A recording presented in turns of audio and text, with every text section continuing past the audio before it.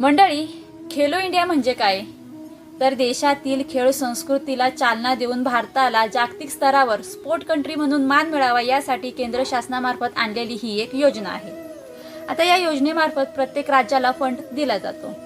आता यावेळी सगळ्यात जास्त फंड गुजरातला 426 करोड तर यूपीला 438 करोड देण्यात आला।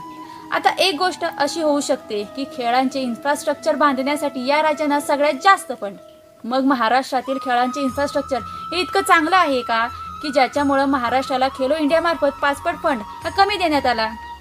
आता भरमसाठ फंड घेऊन गुजरातनं फक्त 2 ॲथलीट्स पॅरिस ऑलिम्पिकमध्ये पाठवले। आता राज्यांची तोंड बघून हरियाणाला खेलो इंडिया मार्फत 66 करोडचा फंड फक्त देण्यात आला। पण ते म्हणतात ना की खेळाडू वृत्ती ही जन्मजातच असते, ती पैशाने तयार करता येत नाही। आज महाराष्ट्र व हरियाणाने ऑलिम्पिकमध्ये मेडल्स मिळवून हे दाखवून दिलं।